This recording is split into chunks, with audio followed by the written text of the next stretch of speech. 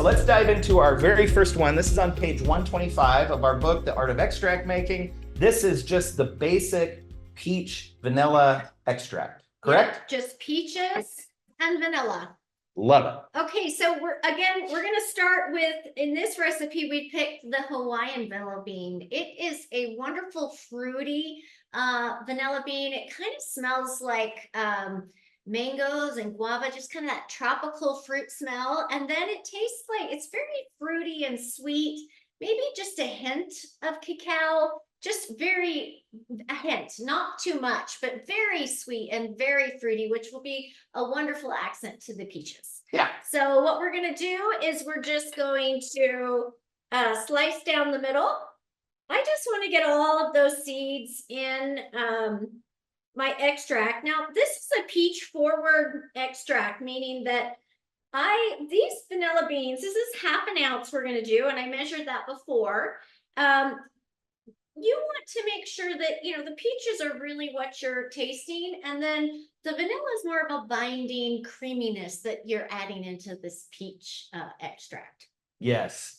But this is going to be a peach forward one. I'm sorry. I was a little distracted for a minute because I read the comments from our students today, and they're talking about how they have bad hair days on live days. It's like, okay, class, it's time to pay attention. Bam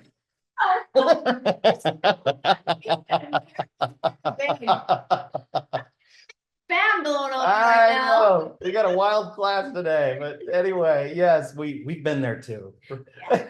Okay. I'm sorry, I got you off track. I was just laughing over there when Did turned on the big camera. I thought we were going to be on the extract cam for a minute, and I'm over here laughing at the comments because everybody's talking about bad hair day. Hilarious. Okay, keep going. So I sliced the vanilla down the center, and then I just chopped them into small pieces because there's only going to be about 8 ounces of Everclear in here, and so I need to make sure that it's going to be submerged. So I want to make them small at the bottom, and I love to see all of those seeds in my extract. So we are going to just open them up. I've got 3, and I've already pre-cut the peaches, but I want you to see what a medium peach is to me. Because, that is pretty subjective, right? It's about 8 ounces, but this is the medium peach. It fits in the palm of my hand. It's not a huge peach that sometimes you see in the store that are like, they're as big as 2 hands. This is just something you get off a tree in your neighborhood.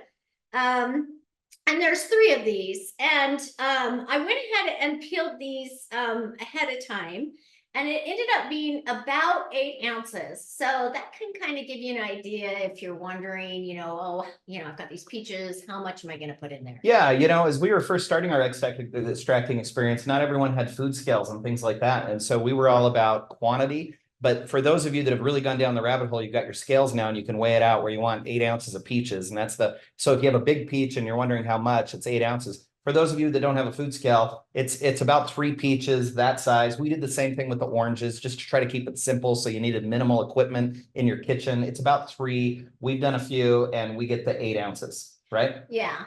And then also, we cut and peel the skin off of the peaches. The peel can add some off-putting taste, so we just leave the peels off. And something that I do to peel them quickly is I just blanch them for like 30-40 seconds in boiling water, pull them out, and the skin comes off like butter. Mm-hmm. It takes like seconds, and I'm not here trying to get the skin off, and it's very satisfying. So, you do that when you are making like peach jams and things, and that's what I did when I use the extracts, is that I just put them in some water for boiling water for just 30-40 seconds, comes right off. Makes it easy. Okay, I'm gonna push down. I want to make sure that this is kind of as low as I can get it, because you're pushing all the juice out as well, right? Like, let's get all that fluid out, and not all of it, but as much it's not going to hurt it, right? Yep. Okay, now we are going to put 8 ounces of Everclear, which is 190 proof.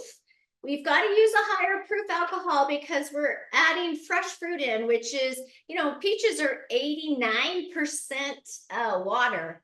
And so there's going to be some dilution there, and we have to take into account the water, the dilution from the peaches. So that's why we're going up to 190 proof.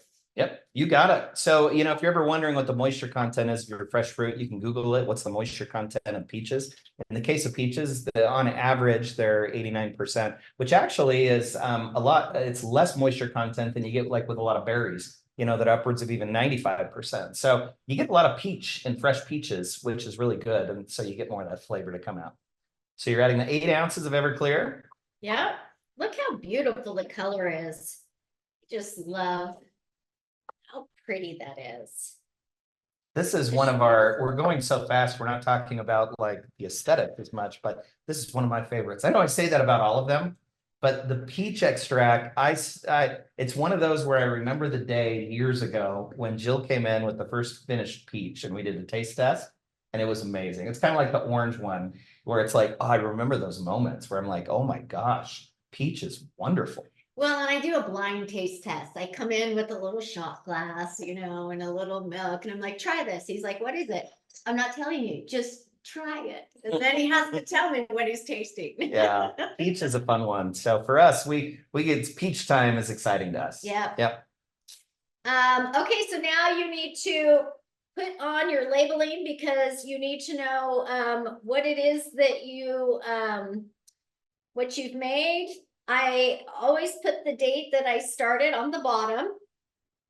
And then my peach vanilla, I put the page number so it's just easy to find. Now in 1 month, I'm going to take these peaches out. I'm going to drain all the liquid out of it. I'm going to put the vanilla back in with the alcohol, and then I'm going to put only 4 ounces of peaches back in.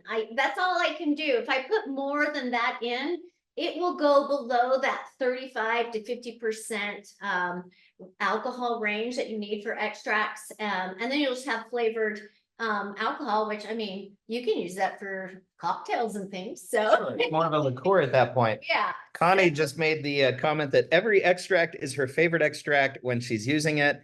And Lori made the comment that the peach extract, you put a couple drops in your iced tea.